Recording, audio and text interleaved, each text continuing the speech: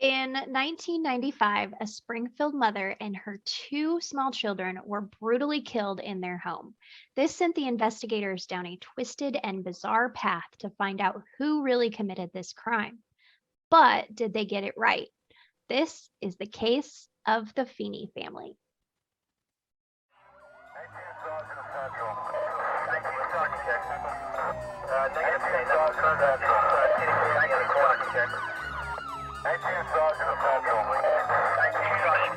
Negative K, nothing further, just city camp in the corner. 19 Sergeant check. We've got a code 187. Officers on the scene.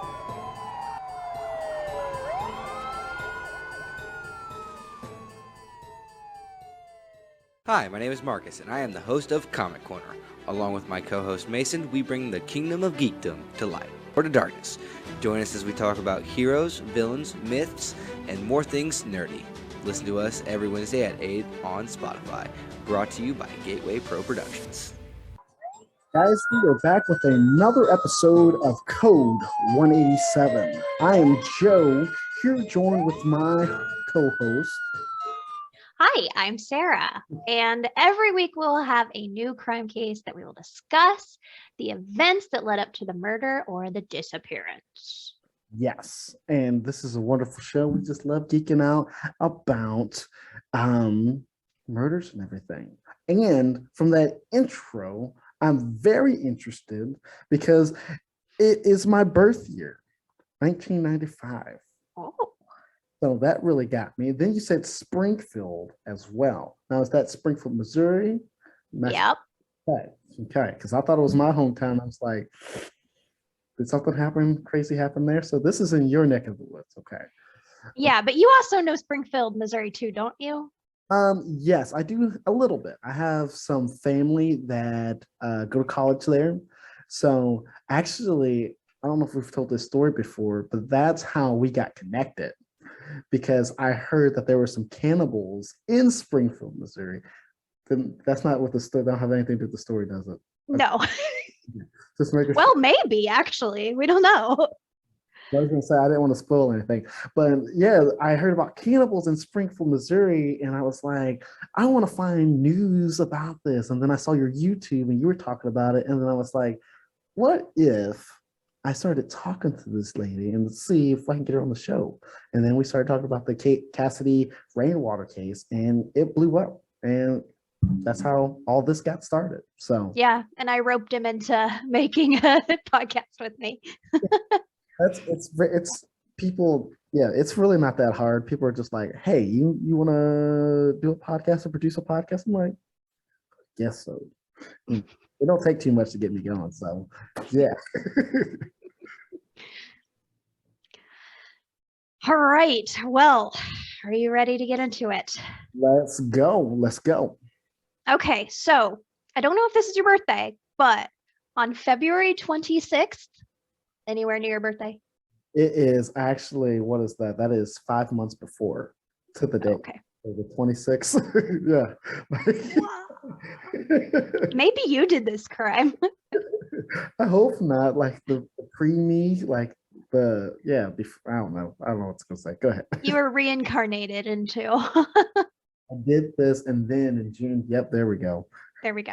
All right. So on February 26, 1995, in Springfield, Missouri, a woman that didn't show up for work and no one was able to get a hold of her. When police went to the house, they found 3 bodies lying face down in their beds. Cheryl, who was the woman, her 6-year-old son, Tyler, had been beaten to death. Cheryl had been beaten to death as well. Mhm. And Jennifer, her 1-year-old daughter, had been strangled. Gotcha. So we're starting off hard with the babies already. Yeah. I think I so. always say I'm not going to do kid cases, but there's so many that it's like, ugh.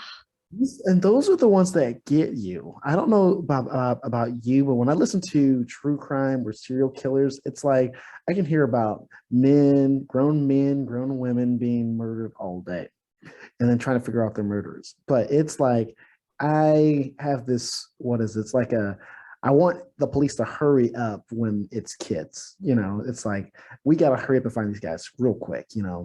So yeah, I don't know. Crazy people out here. Leave the babies alone. Yeah, I would really prefer not to do kid cases, but I know I'm gonna do a bunch of them because, for one, there's a lot of them, and for two, it brings a lot of awareness to child abuse. Usually, I don't think this is a child abuse case, but a 1-year-old daughter, that is just like, oh, my heart. Not even lived anything yet. It's crazy. Yeah. So 3 bodies in the bed. Yep. And so Tyler and Cheryl had been beaten to death, and the 1-year-old had been strangled. That is personal. Yes. So the cops did get on it pretty fast, and they found out that Cheryl's husband, John, was 90 miles away at a teacher conference in the Lake of the Ozarks. Okay.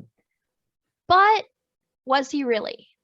So that's one of the things I was getting ready to say, because he said 90 miles away. So I thought, maybe he drove. And it's kind of one of those things, he had an alibi.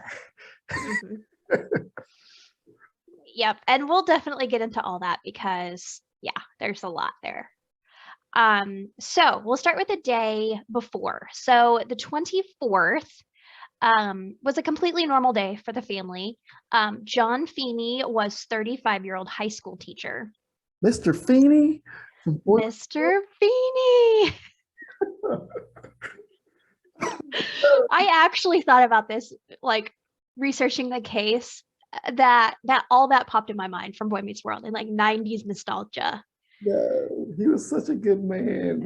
He was. Don't picture that man in your head when talking about this John Feeney. I hope his name was John in Boy Meets World. Oh, I'm gonna have to go and watch it now and see what his name was, because I won't be able to. Oh, okay, all right, let's go, Mr. Feeney. Yep, Mr. Feeney. And Cheryl was a 35-year-old nurse.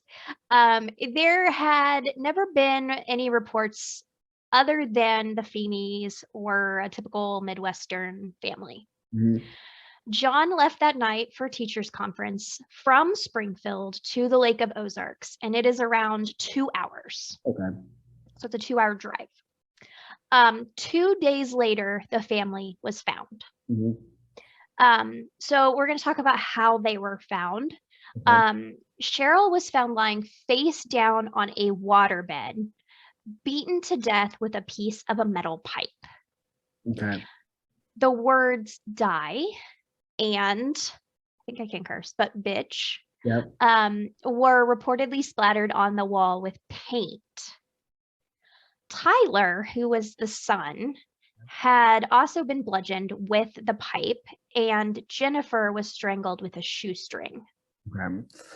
Very unusual. Yeah. Now, all these are like you said earlier. A lot of these are very personable because the weapons are, basically what I'm saying is I think that these are somebody who was close to them. Also, the way that Cheryl was placed, I know that with her being face down, that is an indicator of, I don't want to see your face while I'm doing this. So it might be somebody you do know, So yeah, there are a lot of indicators already pointing it to this is somebody that they know who's very close to them. And the only person we know right now is Mr. Feeney. Poor Mr. Feeney. I hope it's not him. So the house had been ransacked, drawers were pulled out, and the contents were just dumped on the floor. Cheryl's purse and jewelry were missing, but there was cash left inside the house. Okay. The trunk of Cheryl's car was found loaded up with stuff taken from the house. A battery charger was attached to the car, though police don't know why because the battery wasn't dead. Okay. Shoe prints of paint tracked through the house that were a size smaller than Feeney's size 12 foot. Okay. So they're 11 size shoe prints. Okay. This was an interesting, the police are thinking exactly what you thought, with it's got to be a personal attack, because family pictures in the house were all turned to face the wall. Okay. Okay. The back door appeared to be pried open, but the screws of the latch seemed to be unscrewed rather than pulled out. Okay. So it's like a weird scene. Yeah. Yeah. And it's also you talked about that some of her a lot of stuff was thrown on the ground. The house was ransacked, but a lot of stuff wasn't taken. They took the jewelry, but they didn't take the cash. So this is made to look like it might have been a robbery gone wrong and not a murder case, from what we see here. This is really interesting, and you're starting to rack my brain here a little bit, because things are just, I don't know, just don't make sense here. It really doesn't. No. And I like doing this to you every week. I like confusing everyone. And see, I think I'm just hoping you don't do a hard left turn. You're gonna try to give me all this information. I'm like, yeah, and then you're gonna turn left real quick, and I'm like, what the heck is going on? That's usually what I do. All right, buckling in. All right. So the police quickly wondered if this was a staged scene, just like you were saying, because it's bizarre. But it also makes sense that a lot of these things were staged. So the dumping of the purse and the jewelry, staging it to look like a robbery. They put all the stuff in the back of her car, made it look like they got a dead battery to just leave. Yep. It's all very seemingly staged. The only thing that throws like a wrench in it is that size 12 footprint. Or size 11. Size 11. Yeah, because he was size 12. Sorry. You're good. Yeah, I was just thinking the dude could have probably shoved his size 12 foot in 211s. And okay. I'm gonna stop right now. I'm trying to get all the evidence, but I'm just like, Mr. Feeney did it. But, let me stop. He is not guilty, so not yet. Not guilty until proven. Yes. So we're gonna give him the benefit of the doubt as of right now. So I mean, I will ask you this though: if you think that he just shoved his big old foot in a pair of shoes, where would he get the shoes, and why would he do that? he could probably easily go to like some type of a thrift store. Actually, okay, if I was in his place, I would go to the thrift store, because yeah, you're gonna have some like name brands, but they're not gonna probably be any more popular. I would get a size smaller so that it would throw the police off if I was trying to kill my family, because that's one big thing that, they'll look at the footprints and see what kind of shoe it was, and if it's a popular shoe, so that's Why not get a couple sizes down? well, you don't want okay, so let's see, the average man is like, was it like 9, 10, 11? So I don't know, you probably don't want to make it too you want to kind of give them a check. Wait, what do I want to say? Hold on, I'm trying to get it. You don't want to make it as noticeable, because I feel like this other stuff really is noticeable. Yeah, and plus, I mean, too, if you go, I think if you go too small with the foot too, that might indicate that it was a smaller man. So then now you're thinking, the police are like, well, if this guy is wearing like a size 9 or a size 8, it's not a pretty big dude. So how did this one guy overpower 3 people like this? So whoever did this was very smart. Even to the point of staging the car to where, because if you're going to pack everything up, that makes it kind of look like that she was trying to leave. I'm still confused on with the battery and what's going on with that, with it being charged and stuff like that. But I was really interested until, it's like, okay, he made it look like, they ransacked, maybe they were trying to leave, and then the murderer pushed everybody back in the house and then murdered them there. And then just that battery. I hope that comes into play later. Like, It really doesn't. the murder's just like, what would make this, what's the icing on the cake? I'm gonna put a battery charger on the battery. Like, it just doesn't make any sense at all. Right. I feel like this is a super fumbled scene.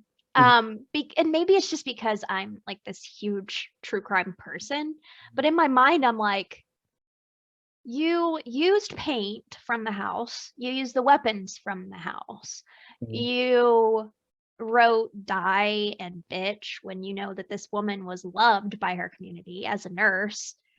Who's gonna be mad at her that much? Yes. It just feels really, it's like they thought it out. What'd you say?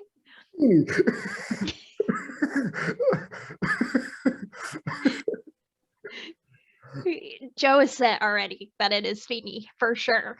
Well, yeah. I was gonna say it's kind of like seems like it's something like the Joker from Batman would kind of do. It's just like all this chaos is, it's adding on to it.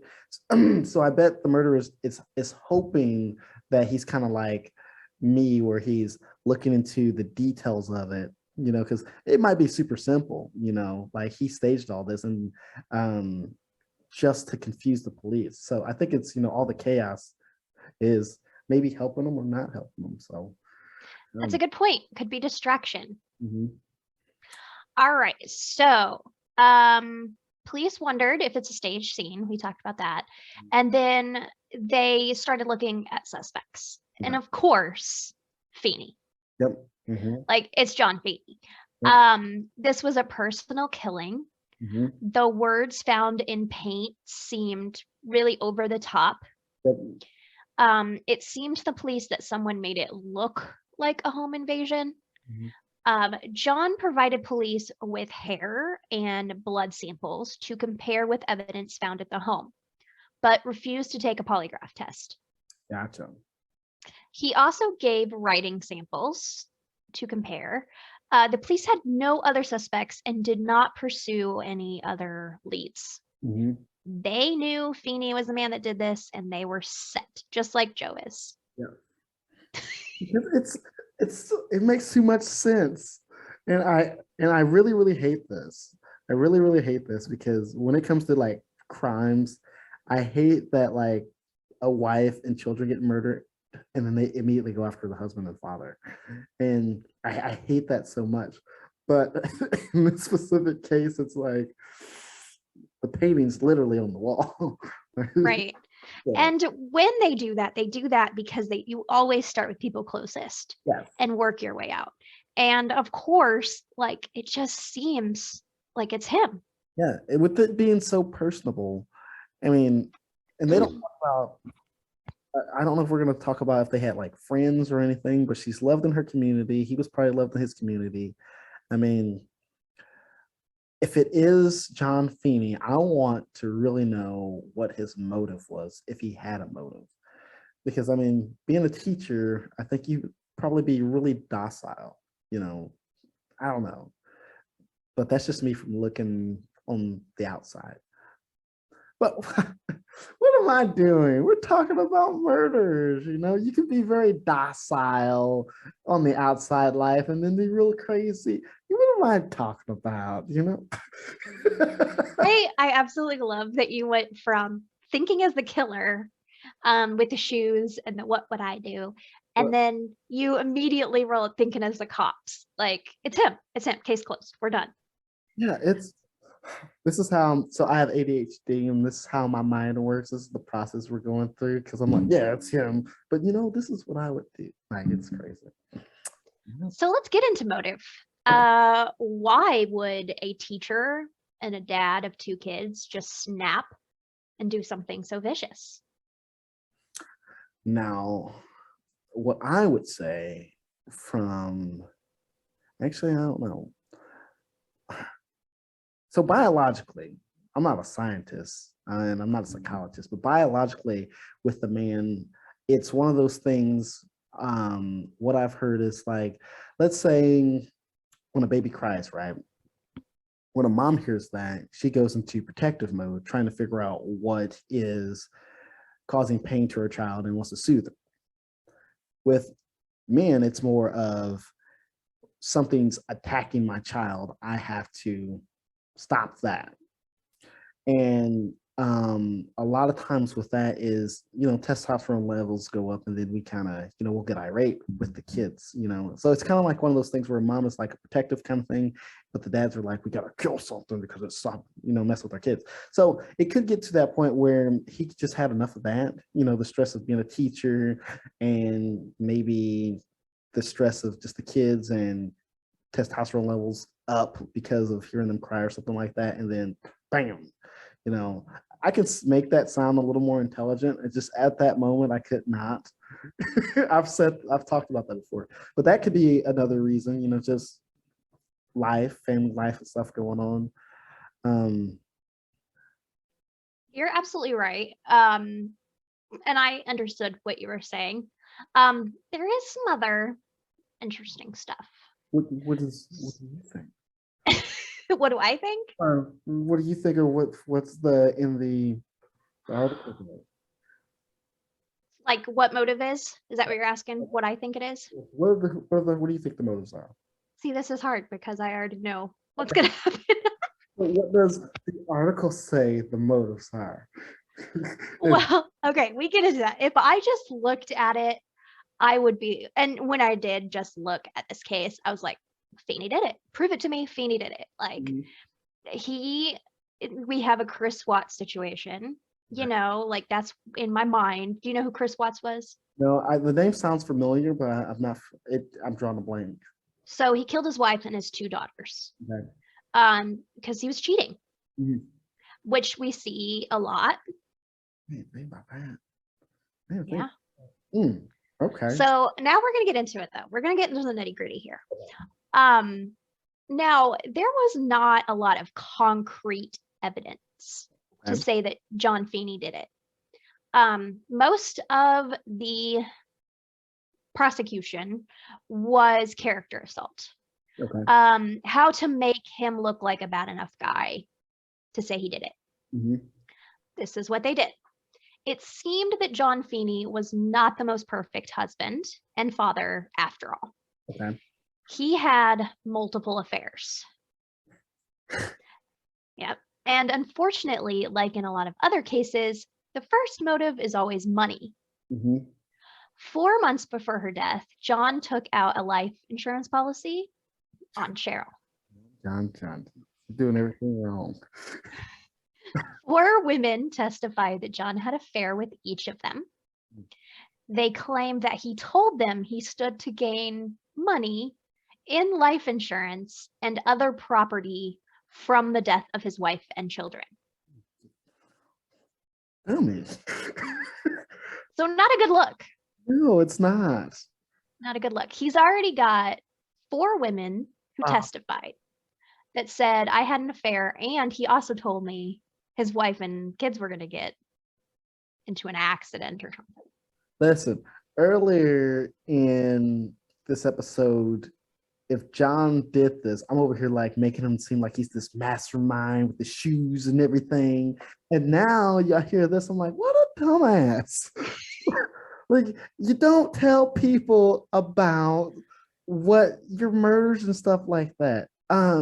What happened? There was have you heard of what is it? I think it's like the bathtub killer or something, where he would marry women and then put them. He didn't tell his future wives about stuff like that, because he would just kill his wives and then take the insurance money, but he never told anybody about it, and that's how he got away with it so much. But it's just, oh my God, like, you just don't do that, man.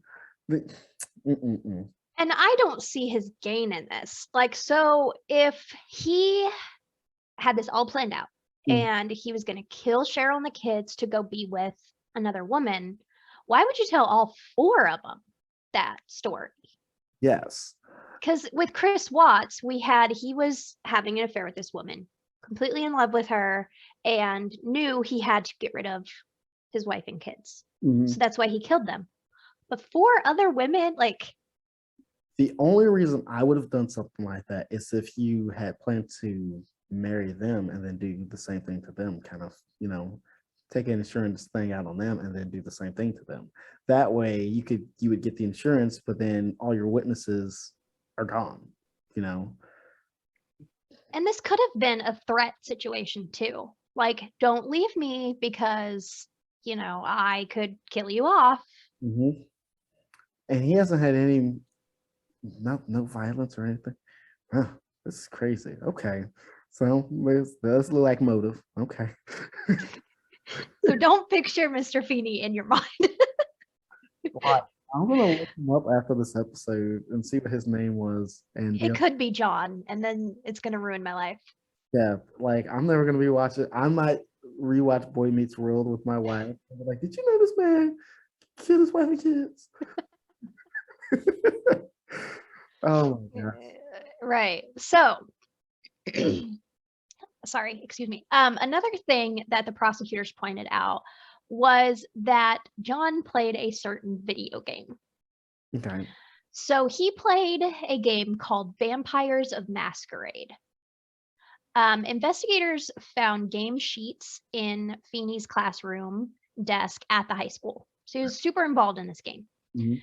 Prosecutors said Feeney took the vampire game to the extreme Okay. and assumed the role of a killer and then wiped out his family. Okay. They were painting the picture that gave him the inspiration to kill.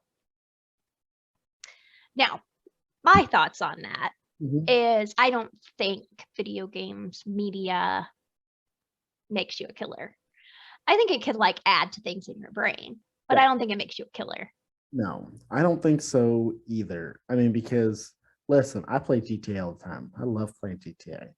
But the things I do in that game, because you can do whatever, I don't I don't know. They could give you ideas, but with me, like a sane person, you just leave your ideas in the video game. You can compartmentalize, like this is real, that's fake. So I do agree with you. I do think video games can influence, but I don't think I don't think people get inspired by them, like, oh, because I killed this person in this video game. But in this now, what about some of these movies and things? Because I've heard certain things where a lot of murders have gotten inspiration from certain films, like with there was one murder, Dracula had came out about this time, and he had seen it as a kid, and he got that. I don't think video games, but I do think movies might have a really big impression on people. Because like Titanic, for me, I was afraid to go on a cruise ship.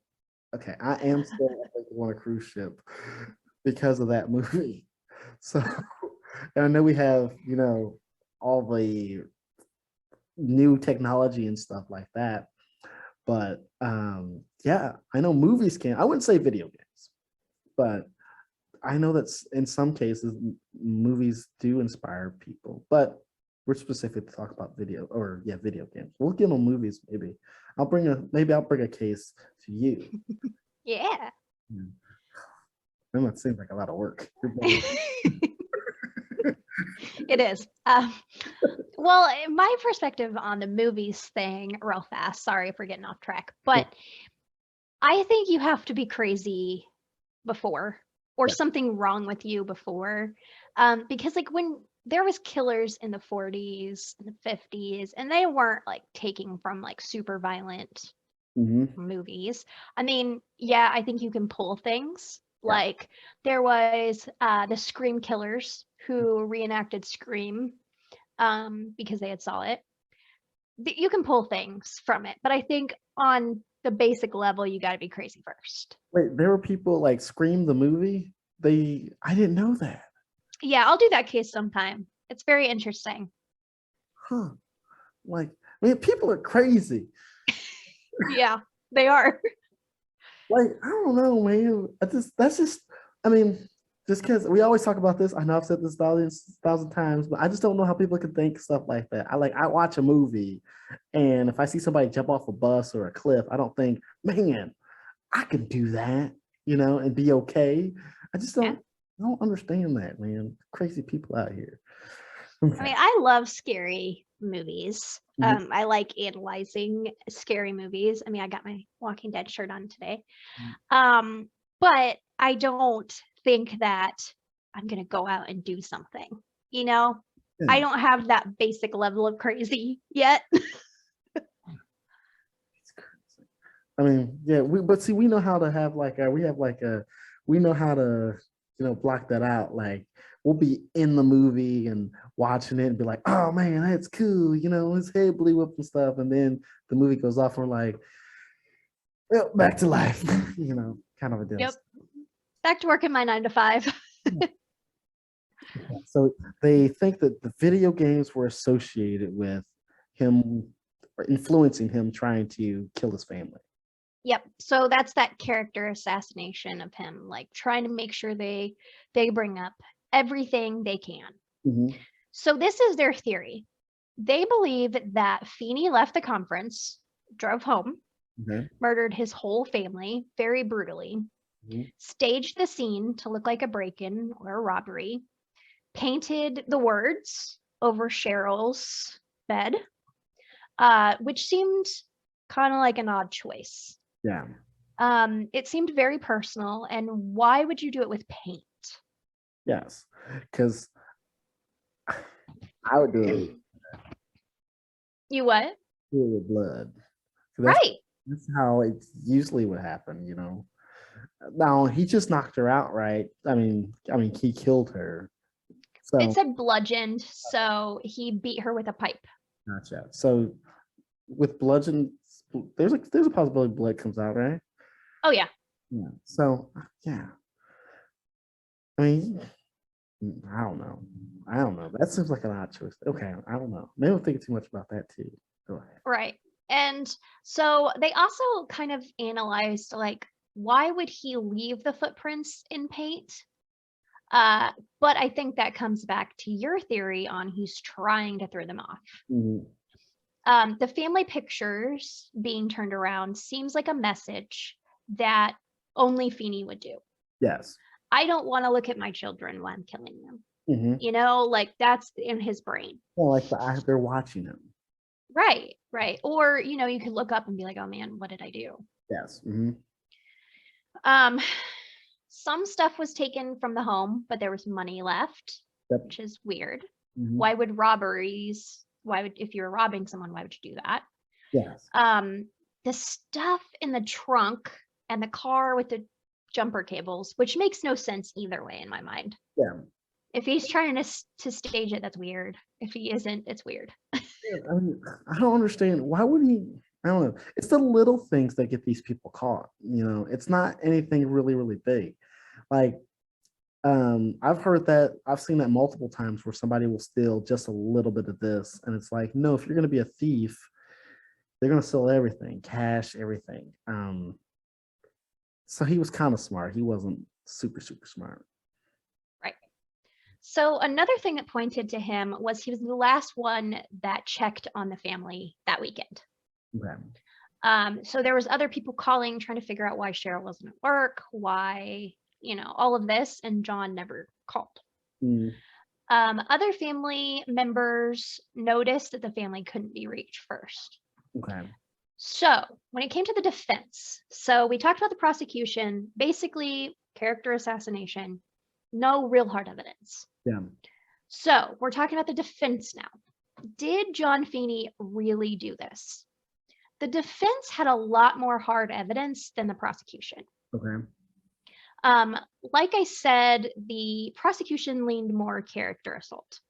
There was also evidence that others may have been involved. Okay. Unidentified hairs were found on Cheryl Feeney's blood-stained nightgown. There were also fingerprints that didn't match any of the family. Okay. They pointed out the shoe prints that didn't match his size. they questioned a lot of the people that attended the conference that John was at, and they seemed to say he was completely himself. Okay. So this last one here is weird for me. So the son, Tyler, was found to have a sexually transmitted case of hepatitis B Okay. that did not come from either of his parents, Okay. raising the possibility that someone who infected the boy also killed the family. Which is a big one that people bring up because it's unexplainable. So lastly, Feeney had an alibi at the conference. Okay. So here's what we know based on the facts. Shortly after his Saturday night arrival, Feeney had dinner with a female colleague. Okay. On his way back, he was stopped by the police for speeding at about 8 p.m. Okay. Perhaps his strongest alibi is that the Osage Beach police can vouch for Feeney was inside the station at 10:30, Okay. paying the $60 speeding ticket. The defense said a witness heard noises in Feeney's room in the middle of the night, meaning he was not on the road. As prosecutors theorize, rendering it impossible to squeeze in more than 5 hours of driving.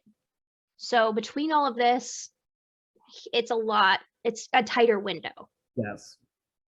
On Sunday morning, Feeney went to McDonald's nearby the conference for breakfast at 7 a.m. and he has the receipt to prove it. Okay. So he's got from 10:30 to 7 a.m., which seems like a pretty decent window. If this person who heard noises in his room was wrong. Now, who's this person? Do they know who the person is? They testified anonymously. Gotcha. So we don't know. And we don't know like what time frame. They just said middle of the night. Well, also too, you know, we've got he was attending. He had breakfast with one of his colleagues, right? Or he had dinner. Okay. He had dinner with one of his colleagues, and we know that he's a man who likes to get around too. So he could have had a lady of the night spend the night with him, and then left her in the bedroom. Then he might have slipped out, and then maybe from her just tossing and turning in the bed, somebody heard that upstairs, you know, thinking something, and then Feeney was able to slip out, you know. That's a good theory. Yes, because the hepatitis B has me stumped, but they have nobody else, you know, because from what we know, the family was a family that everybody loved. They didn't have any enemies. The only other thing that I could possibly think of is that Feeney might have hired somebody. But then the problem comes to is like, what with the turning of the pictures, Cheryl laying down on her face, the message, just a lot of the personal stuff, unless Feeney specifically told that person to do it. Which would kind of be dumb. Yes, you know. Yeah, so we got a lot of people theorizing that that's what happened, is that he hired someone to carry it out. We have no hard evidence of this. There was no phone calls, nothing. But people point to the fact that it seems a little too convenient, all of this stuff happening. You know, like he was almost creating an alibi. Yes. With the speeding, with the McDonald's, with the, noises. Yeah. He was trying to make it known he was there. Could it also be someone who, I don't know what I was going with that, but could it also be someone he told to, like you said, turn everything around, something like that? But it just seems so out there. Like it just seems theatric. Yeah. And it's very, what is it? It's very, this whole thing is the stage is very detailed, like with the hairs, and they're not finding fingerprints of anyone in the family. It's very, very detailed. I don't know. But at the same time, it's just like him being a bad person. So like I think he's got motive, whether he killed them or not. And plus he's supposed to be getting insurance money from his wife and kids too. So he could probably pay somebody off with that insurance money. Um Man. And did the guy not wear, the person who killed him, did they not wear gloves? Because that's how you contract the hepatitis, or unless the boy was sexually assaulted or something like that. But that, huh? Yeah, there was no evidence that the boy had any blood transfusions or was around needles or anything like that. So the court theorizes that definitely came from an STD. Now we don't know. Yeah. But yeah, so he's on trial now, and this is Saturday evening, October 5th, 1996 at 9:05 p.m. after 5 hours of deliberation. Do you want to tell me first? Well, I thought when you said he was on trial, I'm like, what is this son of a bitch still doing on trial? It's 26 years later. I was getting ready to flip out. And then I sat down and listened. So, okay. All right. I probably should have said that different, but in my story here, Okay. he's on trial right now. I'm a very simple-minded man. Sorry. Okay. So after 5 hours of deliberation, so it didn't really take them that long, Mhm. the jury found John Feeney not guilty on all counts of first-degree murder. And I would have to agree with them a little bit.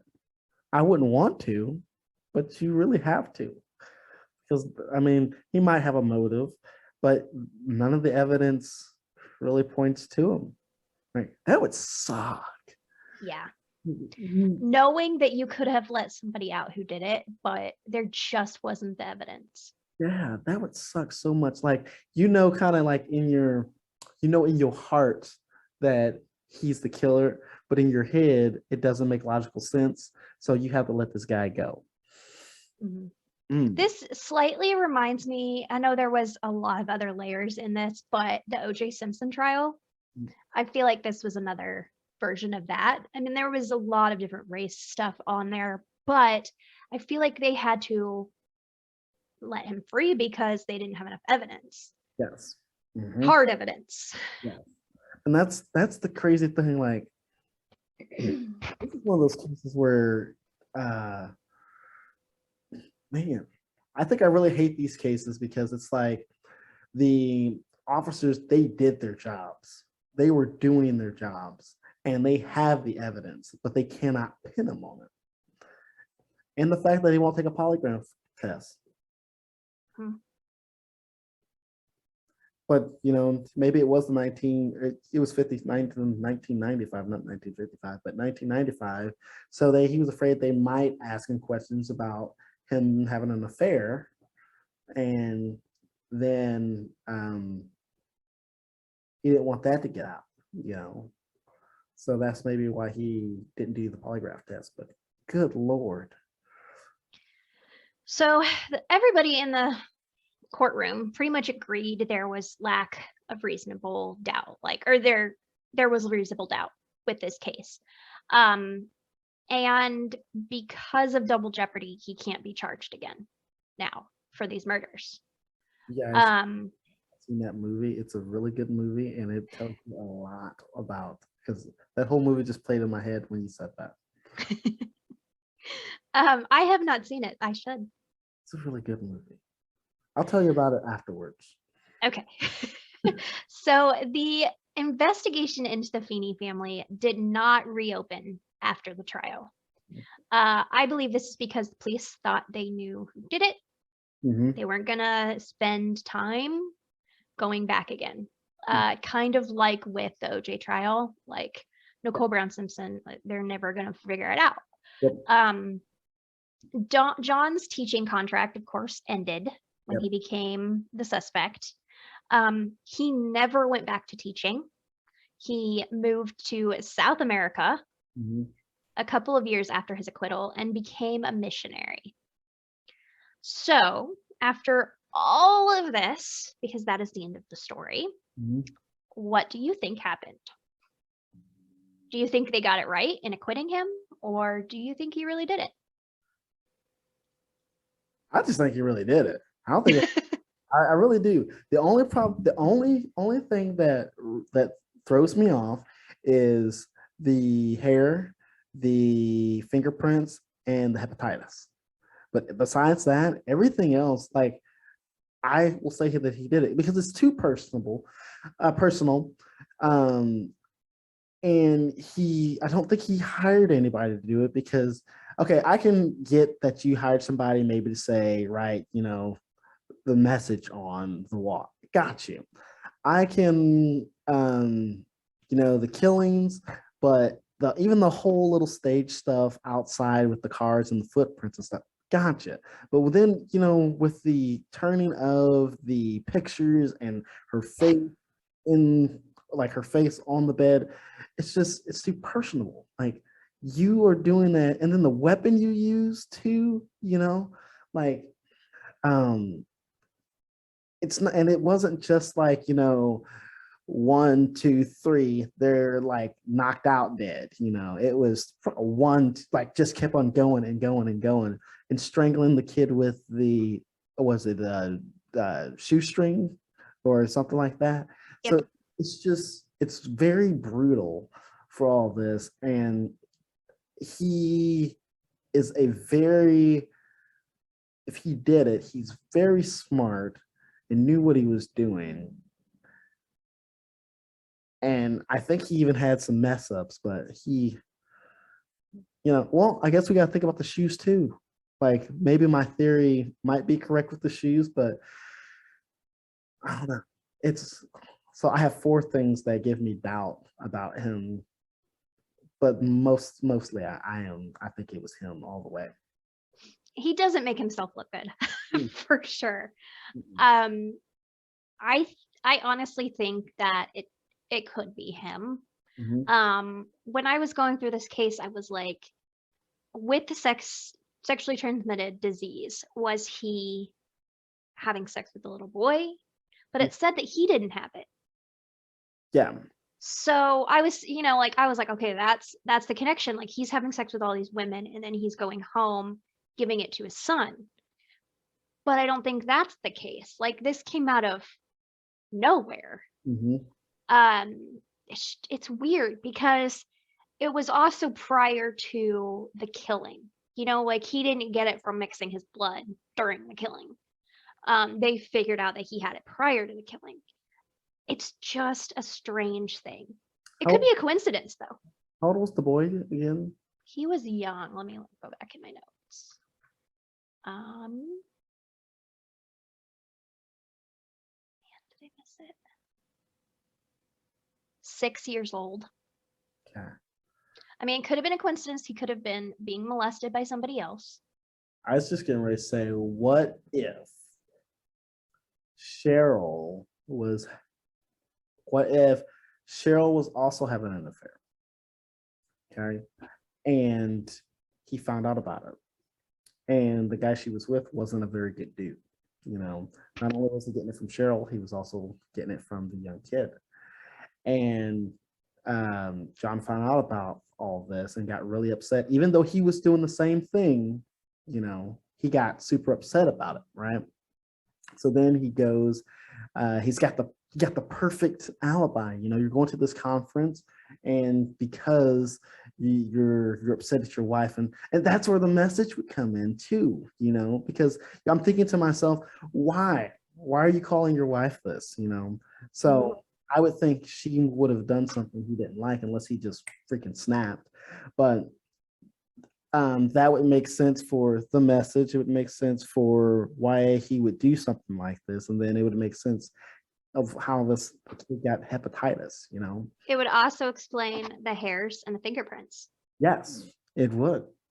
Because if there was someone in the household before that, like maybe he came home and caught them. Yes. But then I don't know why he wouldn't kill him. Or maybe the guy escaped, and that's where the footprints come from. Maybe. But you think he would tell on Feeney? What if they were having the affair and they were packing up to leave that night, and Feeney was going to come home and do that anyway, and maybe there was some type of, I don't know, maybe there was some type of paint job or something going on, and well, see, that wouldn't make sense because they were. Because I was going to say, what? Maybe there was paint on the floor. They were trying to do something, and the paint got knocked over the ground. So then the guy's running out, and the footprints, and then Feeney kills them, and then the paint's there. So then he's just like, I'm just going to write this on the wall. You know, Yeah. kind of a deal. Like, what if all that happened? Like everything we're talking about happened over time. Like, And it could be too that this guy isn't coming forward because he's going to think he's suspect. yes. And not because I was like, why wouldn't he tell on Feeney? Maybe he thinks he's going to be a suspect himself, Mhm. Yep. especially if he was raping that boy. Yes. Yes. Because it's one of those things. You know, it's kind of like, if you guys don't know what we're talking about, it's kind of like with the prostitutes. Something bad will happen to a prostitute, but they won't come up to the police and say anything about it because they're afraid that they might get in trouble for being a prostitute. Kind of one of those. So that is. That could be. We didn't even like. That just came out of my brain with this other guy. Like, I didn't even. Yeah, we don't plan our shows. Joe knows nothing of this case before today. Right? You didn't know anything about. No, I'm just one of those people. I'm just like the listeners. I sit here and I listen to you tell the stories, and then it's just my knowledge. My homework is listening to true crime podcasts and watching documentaries and stuff like that. And then I just come on in here from my knowledge of all that, and then just try to put two and two together and figure all this out. And you cracked the case. Wouldn't that be crazy? Like, if this dude's still alive and we just come up here and we're talking about this, and then he's just like, right, I hit that right on the head, you know, just everything. But I mean, and the cops are refusing to still investigate. They could run the fingerprint. yeah. Well, why didn't they do that in the first place? I don't know. Because they were set on Feeney. I mean, when police sometimes and investigators sometimes get into a person, it is them and that is it. No matter, like, you're supposed to go into a case and let the surroundings tell you what happened. Mm-hmm. But sometimes investigators will go in and say, I know what happened. Let's make it fit. I've kind of got like chills right now because it's one of those things like they still probably have that evidence.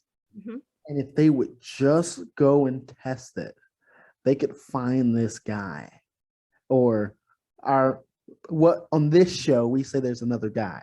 So let's say they did that with the evidence and they found this other guy. They go talk to this other guy, and this other guy just starts spilling the beans about Feeney. And the case is, they found their guy.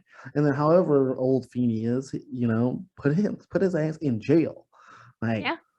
That would be awesome if they could do that. But I mean, people. I didn't see that theory written anywhere either, which is weird. Yeah, but because that's the only reason. Because hepatitis is one of those things you have to contract either from. Don't you have to contract from something or a person, right? Mm-hmm. So if Cheryl doesn't have it, nobody in the family has it, John doesn't have it, that means he had to contract it from somebody else, which means that he was either going to school and getting raped, or the best scenario is that the mom was getting something on the side and that guy wasn't a good, person. Not best case scenario for the family or the boy, but best case for this case. Yeah. For the case. So and I am not at all saying that Cheryl deserved what happened. No. I just want to make that clear. Like, we aren't victim blaming. We're just theorizing. Because, no one deserves to have this happen. Those kids did not deserve it. Yeah. We're just theorizing of what really happened. Yeah, and I think if it's anything, it is John's, from that theory that we just did. It's John doing something wrong, and then him finding out that maybe his wife was doing the same thing. Because that wouldn't be, what was it? That would be something I would think would throw you over the edge. You're doing something wrong. You expect your wife to be at home just doing the same thing. Now she's doing the same thing on you. So not only is she cheating on you, but she's doing the same exact thing on you. That would throw you into a rage. Oh yeah, for sure. The guy is there too. Like, yeah, So Your theory, I definitely think, is the best. When I was reading this, I had a glimmer of remembering Cassidy Rainwater. mhm, And when you're talking about like, it doesn't have a connection to it. Like those guys, there was two cannibals, in Missouri, and they could have been operating for a very long time. yeah. So when you look back at Springfield cases and Missouri cases, I just immediately wonder if it wasn't them. I Mhm, don't think this one fits. I think it's too personal. The Springfield 3, which is another case, I think could have been done by them. mhm. But this one, I do think your theory is the strongest right now, anyway. Gotcha. I didn't even know I was that good. All right. So if you want to talk more about our theory, you can join us on our social media. Let's see. We got YouTube. I'll say YouTube first. Yes. We got YouTube, code 187. Instagram, Facebook. We have a Facebook group, Facebook discussion group. We have Twitter. We have TikTok. Is that it? Yes, I didn't know we had Twitter. Yeah. I'm not a big tweeter, so Yeah. I still throw my videos up there and this stuff up there, but yeah. gotcha. Yeah, so yeah, code 187. But you usually do the outro. Go ahead. That's okay. So come discuss with us because this one definitely is a good one to have discussions about. Yes, we would love to hear your theories about these cases, especially like, what do you guys think about the theory we just came up with? Do you guys think it has any pull? Do you think it's good, or did we miss something? Because I mean, like we said, I mean, Sarah, she's gone over this story before, and I'm listening to it for the first time, and then I came up with that theory. Did you hear something that either one of us said that we're completely missing? We would love to hear from you guys about it. So yeah. Yes, because we can crack this case. I'm Yeah. gonna be calling up police officers going, hey, get over there. I was literally like, do we need to go to Springfield and be like, open up this case, take the evidence out there, check it, and see what's going on? And then they're like, who the hell are you guys? We're from Code 187. We're your worst nightmare.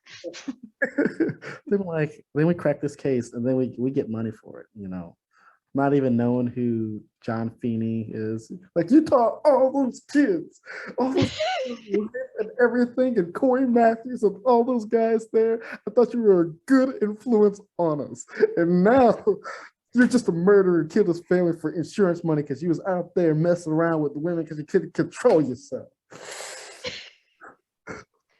I made John mad again. Or Joe mad again. Not John. I probably would make John Feeney mad, but Is he still alive? if he is, he's in South America somewhere. We'll check that out. And that's okay. Last part of it, and then we're at the end of the show. That's why he became a missionary, to kind of repent for his sins in South America, because that's, he's safe. So if anybody does find out anything, they really can't go get him. So, Right. yeah. Okay, well, thank you for listening, guys. We're gonna shut up because I could probably go on and on and on. Right here. Well, I'm Joe. And I am Sarah, and that is the solved case now Yes. of the Feeney family. Yes, later. Bye.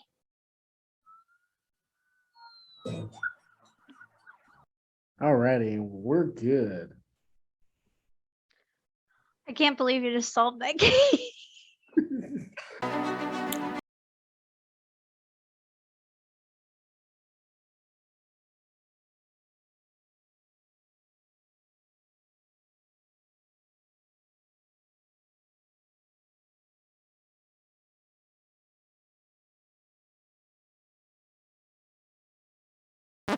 Whoa, whoa, whoa, wrong ad. Let's try that again. Hey guys, my name is Joe and I'm the host of the Joe Show podcast. On my show, we talk about anything and everything except politics. You will never know what we'll be talking about on our show, so you should definitely tune in. Join my boy Marcus and my brother Mason as we talk about food, superheroes, and those are just some of our simple topics. Sometimes we can get a little complex and talk about the difference between wisdom and knowledge. You never know what we're going to be talking about on the Joe Show. Even though we have a plethora of topics to talk about, our goal is to entertain you, the listener. So check us out on social media at Gateway Pro on Facebook, The Joe Show on Reddit, The Joe Show 2020 on TikTok, and The Joe Show _20 on Instagram. You can also find us Spotify, Google Play, Apple Podcasts, or anywhere you listen to podcasts. Join us every Monday at 8 o'clock. Hi guys, I just wanted to say I hope you enjoyed this video. If you like any of the content for Code 187, please click that subscribe button, that like button, that share button. Help us out, help us grow. You can find us on your favorite podcast platforms. Yeah, check us out on there. Give us some ratings. Tell us what you think. We're also across every social media on Code 187. So we're on TikTok, Instagram, Twitter, Facebook. I think that's it. And of course, YouTube. So please subscribe if you like our content and spread the word. We'll see you guys next time. Bye.